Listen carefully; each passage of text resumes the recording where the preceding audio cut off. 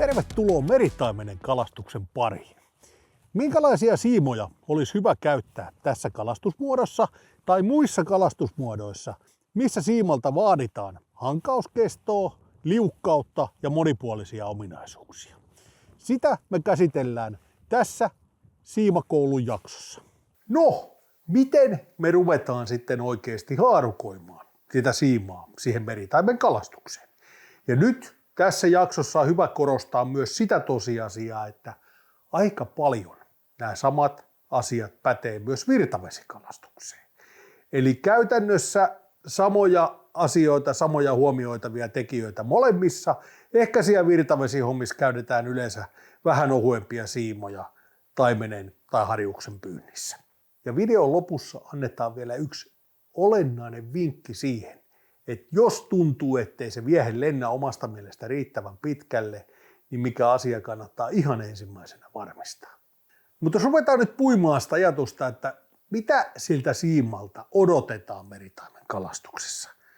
Meritaimenta kalastetaan pääsääntöisesti kahdella eri tavalla. Joko veneestä heittämällä paikkaa tai sitten rannalta tai jopa kahlaamalla rannalta heittämällä. Ja nämä molemmat on sellaisia kalastusmuotoja, missä tarvitaan aika usein heittopituutta. Ne mertsarin-paikat voi olla kovan tuulen alla, tosi haastavia kivikoita, ihan lähelle ei viittis venettään ajaa. Vaikka moni kyllä rohkeasti siellä kivikoissa paatillakin pyörittelee, mutta siitä huolimatta voi olla, että mieluummin pyrittäisiin heittämään ne paikat kauempaa. Ne voi olla niin matalia, että sinne yksinkertaisesti ei pääse sen veneen kanssa, tai sitten siellä voi olla niin paljon vaihtelua, että se veneen ajaminen on mahdotonta. Eli heittopituus on tärkeä. Ja kuten jo äskeisestä puheesta voi päätellä, ne kivikot ja muut vaatii siimalta sitten toista asiaa. Mitä? No totta kai hankauskestoa. Se siima ottaa kontaktia pohjaan aika usein. Ja kun siellä kelataan kovaa, nopeasti, siellä tapahtuu kaiken näköisiä asioita. Meritaimen on todella voimakas kala. Jo 3-4 kilon kala osaa antaa sellaiset kyydit, että siinä kyllä kieltämättä toivoo, että siellä siimassa on kuitenkin jonkun verran sitä vahvuuttakin, kun se kala tekee temppujaan. Ja sitten, kun se on vielä melkoinen pomppukone, se on ilmassa tosi paljon, niin siinä vaaditaan sen vavan ja sen siiman yhteispeliltä aika paljon. Mutta ruvetaan käymään nyt näitä asioita läpi noiden äskeisten speksien perusteella. Mikä on eniten käytetty siima tänä päivänä meritaimen kalastuksessa? No kyllä se on kuitusiiman puoleen vahvasti kääntynyt. Noin 0,17-0,20,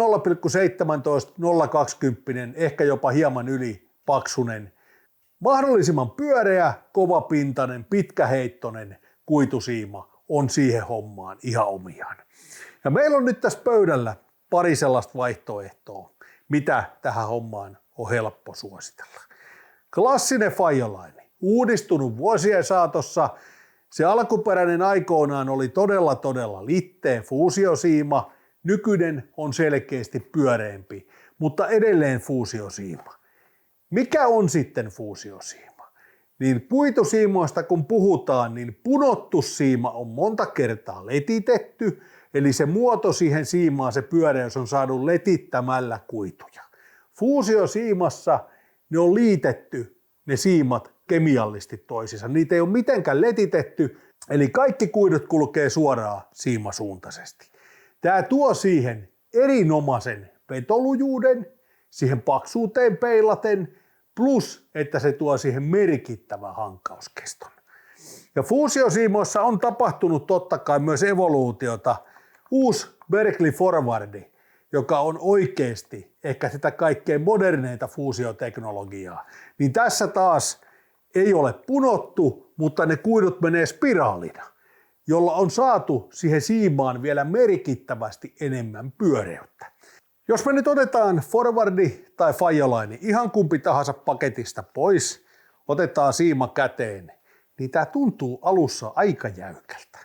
Jos katsotaan sitä siimaa, niin se on melkoisenkin jäykkä. Jos joku ajattelee, että tällä perusteella tehdään analyysi, niin tämähän on ihan hirveätä kankea tämä naru.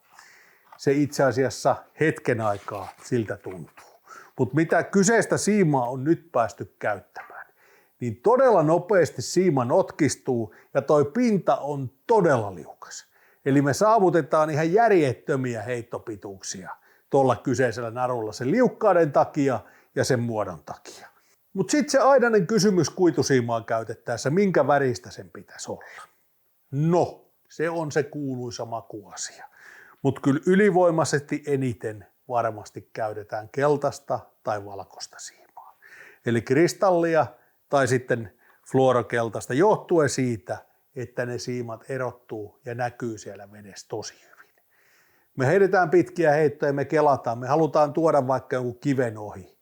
Niin jos tuuli vaikka kuljettaa meidän viehettä jonkun verran heitossa, niin me pystytään välttämään niitä pahimpia sudenkuoppia, kun me nähdään se siima riittävän kaukaa.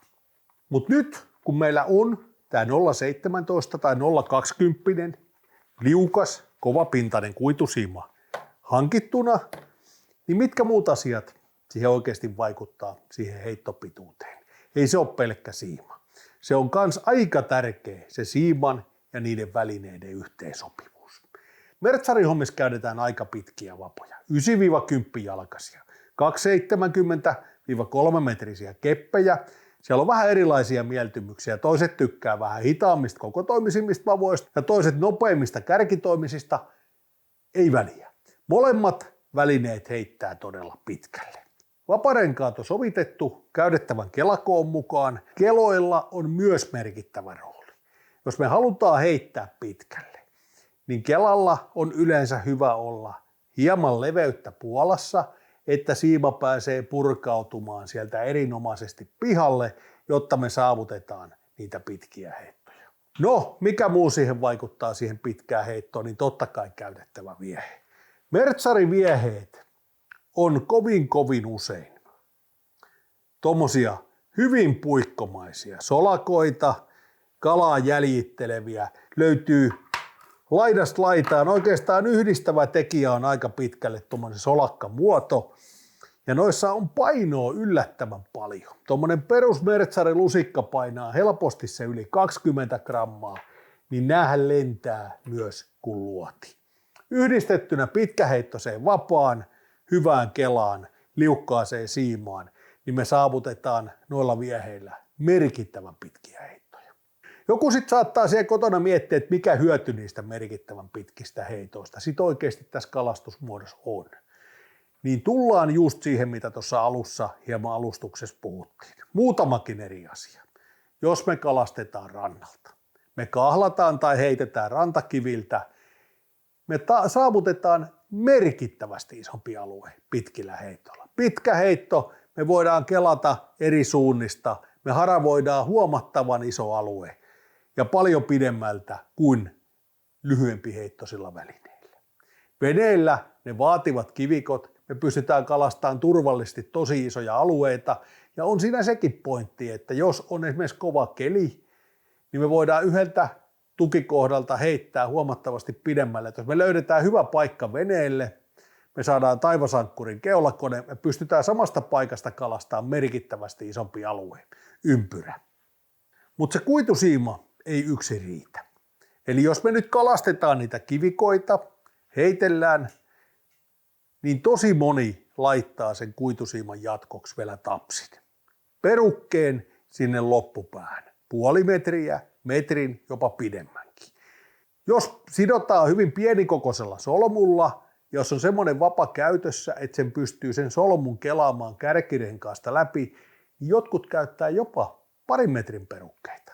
Mutta hyvin yleistä on käyttää semmoista 60 senttiä fluorokarbonia siellä kuitusiiman jatkeena. Se siima, missä kohdassa se joutuu kaikkein kovimmalle, niin se on juuri se kohta ennen viehettä. Se viimeinen puoli metriä ennen viehettä. Se laahaa ne kivien pinnat ja muut. Niin kuitusiima, vaikka Fajolainen ja forwardi kestää hyvin hankausta, niin ei ne niin hyvin kestä, etteikö sitä kannattaisi sinne se fluorokarbon tapsi laittaa. Ja kaiken lisäksi tämä tekee siihen vieheen eteen täysin näkymättömän pätkän. Jos kala on arkaa, niin karbonia se kala ei näe. Edellisessä siimakoulun jaksossa me puhuttiin hauen kalastuksesta. Ja siinä hommassa käytettiin ainoastaan ja vain kuitusiimaa. Pois lukien uistelu. Mutta nyt kun me siirrytään meritaimenen kalastukseen, niin kuitusiiman ohella käytetään myös muita siimavaihtoehtoja. Kaikki ei tykkää käyttää itse asiassa meritaimenen kalastuksessa kuitusiimoja. Mäkin tunnen monia kavereita, jotka käyttää varsinkin loppukaudesta hyvin aroille kaloille, niin äärimmäisen herkkiä välineitä, eli tosi joustavia vapoja ja monofiilisiimaa. Esimerkiksi Trilene Sensation, niin mitä me saavutetaan hyötyä kuitusiimaan verrattuna, jos meillä on tämmöinen monofiilisiima tuolla siimana kelalla? 2 olennaista asiaa. Jos se kala on tosi arkaa, varovaista, se ei ota viehettä kunnolla. Se jää esimerkiksi hyvin usein koukulla aivan suupielestä kiinni ja se tuppaa silloin irtoamaan. Sillä annetaan vähänkään liikaa sille kalalle painetta, niin se kala pääsee yleensä irti. Niin monofiilisiima tuo merkittävästi joustoa. Pehmeän vavan kanssa venyvä siima, niin merkittävä jousto iskun vaimennin kalastajan ja kalan välissä. Ja toinen asia mikä on, niin täysin äänetön. Vaparenkaista ja mistään ei kulje ääni siimaa pitkin veteen. Tämä saattaa tuntua humpuukilta, mutta ihan yleisesti maailmalla joissain paikoissa, joissain kalastusmuodoissa käytetään monofiilisiimaa. Monofiilin haittapuoli tulee siinä, että jos me nyt puhutaan niin kuin meritaimenkalaan siiman valinnasta, niin sen pitää olla sitten 0,30 0,35. Verrattuna 0,17 0,20 kuitusiimaan, niin sitten muuten heittopituus lyhenee. Se on ihan merkittävä se ero, mikä tulee. Vaikka olisi kuinka hienosti lentävä viehe, niin sillä paksummalla monofiililla me otetaan kuonoon heittopituudessa. Mutta jos sen on valmis kestämään, sijoittautumaan eri tavalla veneellä ja muuta, niin monofiili on erinomainen vaihtoehto. Mutta mikä se konkreettisin etu on? Mikä on yleisin peruste, milloin käytetään meritaimen kalastuksessa monofiilisiimoja? Se on pakkanen. Meillä on tommoset vavat, missä on hyvin pienet vaparenkaat ja muut. Kuitusiimalla on varsinkin kuluessaan semmoinen taipumus, että se kuljettaa vettä. Kun me kelataan siimaa sisään, niin koko ajan meillä tulee siiman mukana vettä.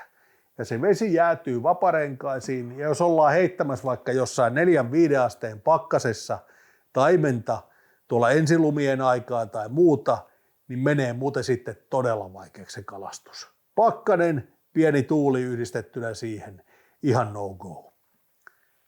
Monofiilisiimapa ei tee sitä. Sepä ei nostakaan sitten vettä. Ollenkaan samalla tavalla kuin kuitusiima.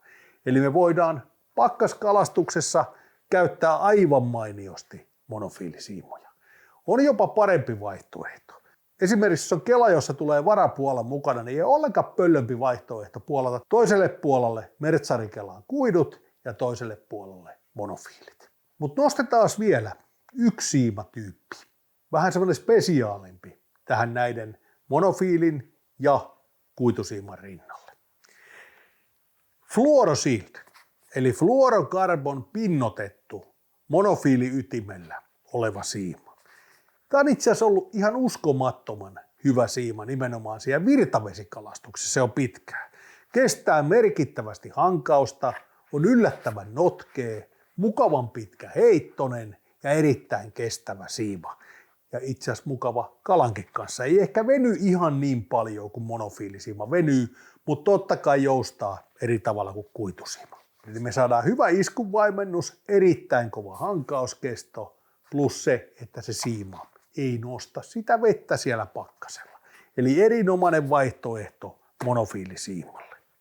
Mutta nyt, kun me vielä ruvetaan vetämään pikkuhiljaa yhteen tätä tämän päivän keskustelua, niin meritaimen kalastus, jos joku, niin pitää sisällään aika paljon eriäviä mielipiteitä, minkälaisella välineellä pitäisi kalastaa. On eri maiden välillä erilaisia tapoja. Toiset tykkää pehmeämmistä vavoista, toiset nopeimmista, kovemmista, isommilla viehepainosuosituksilla. Ja ihmiset tykkää myös hyvin erilaisista siimoista. Toisille on eri paksusta, on eri suosikkisiimat. Se kala on kuitenkin niin arvostettu ja tavoiteltu saalis, niin kaikki haluaa uskoa, että se oma väline, mitä käytetään, on paras mahdollinen sen kalan pyytämiseen. Paras mahdollinen monella tavalla. Tässä jaksossa nyt, kun puhuttiin niistä siimoista, niin summataan nyt tähän loppuun ne tärkeimmät asiat. Kuitusiima. Liukas, kovapintainen, helppoheittoinen, todella pitkiä heittoja, saavutetaan paremmin eri alueita, mutta kannattaa käyttää fluoroperuketta ja kannattaa huomioida se, että siima ei todellakaan jousta. Eli se, että osataan säätää jarrut oikein, osataan valita vapa siten, että jos tulee se valtava kala siiman päähän, ettei me itse ryssitä sitä, vaan se kala näyttää tietä ja me ohjaillaan sitä kohti venettä. Monofiilisiima. Joustava, ei nosta vettä. Pakkaskeleillä, loppukaudesta kylmällä vedellä, aroille kaloille erinomainen vaihtoehto. Ei kuljeta ääntä, ei kuljeta vettä ja on lähes täysin näkymätön vedessä. Superhyvä valinta, mutta ei niin pitkiä heittoja, koska joudutaan käyttämään paksumpia siimoja. Ja toinen asia, että ei ole myöskään niin kestävä. Samalla kuitusiimalla voidaan mennä jopa pari kautta tai ainakin kausi ja sitten käännetään, jos näyttää, että siitä rupeaa tulemaan kuluneita pätkiä. Eli pari kautta käännettynä. Monofiilisiima on vaihdettava joka kausi. Moni vaihtaa monofiilit jopa kevätkauden jälkeen syyskaudelle tai käyttää niitä ainoastaan sit aivan loppukaudesta siellä viimeisillä kylmillä.